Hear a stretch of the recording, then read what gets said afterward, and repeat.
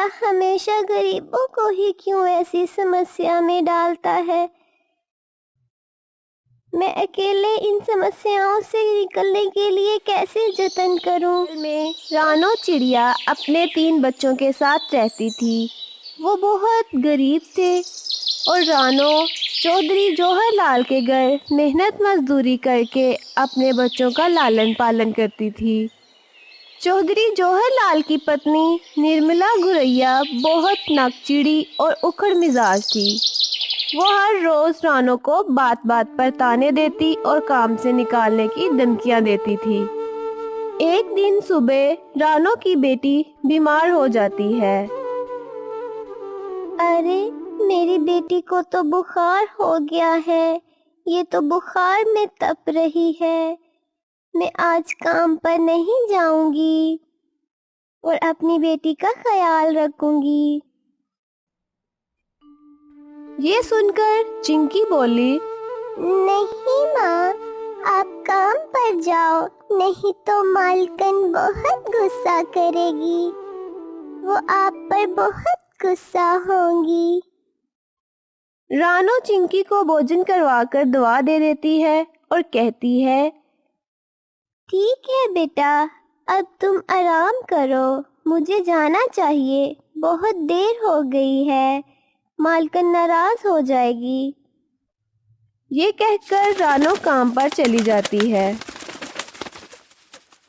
دوسری طرف چودھری جوہر لال کی پتنی چودرانی نرملا گوریا بہت غصے میں بیٹھی ہوتی ہے۔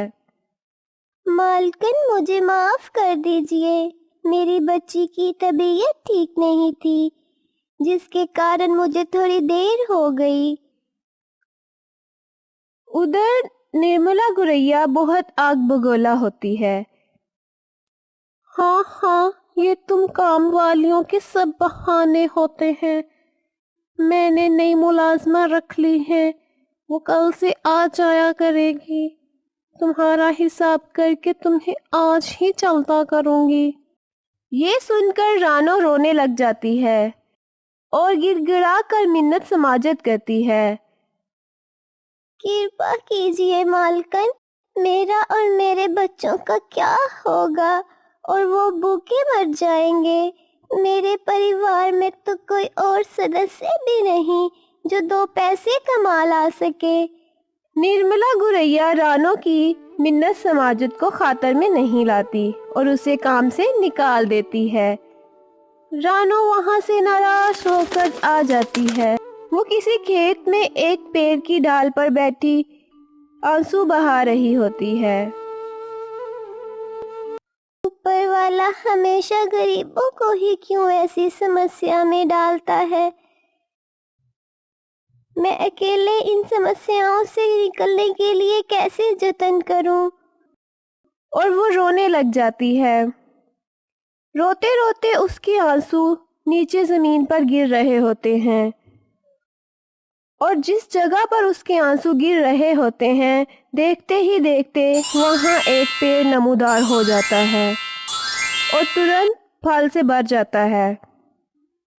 ارے یہ کیا؟ یہ تو امرود کا پیڑ ہے۔ وہ اتنے بڑھیا اور سوادش امرود لگ رہے تھے۔ وہ ایک امرود توڑتی ہے اور جیسے ہی وہ امرود توڑتی ہے اسی جگہ پر ایک اور امرود لگ جاتا ہے۔ ارے یہ تو کوئی جادوئی پیڑ لگتا ہے۔ تبھی پیڑ سے آواز آتی ہے، تم نے ٹھیک پہچانا، میں ایک جادوئی پیڑ ہوں اور تمہاری سہایتا کے لیے آیا ہوں۔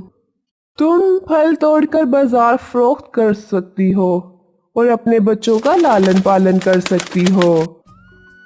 رانو بہت خوش ہو جاتی ہے۔ وہ اگلے ہی دن امرود بیچنا شروع کر دیتی ہے۔ جو بھی گراہک اس کے پاس آتے وہ اس کی بہت تعریف کرتے۔ ارے اتنے بڑھیا اور سوادش امرود، اس سے پہلے تو میں نے کبھی بھی نہیں کھائے، نہ ہی بازار سے ایسے کہیں ملے۔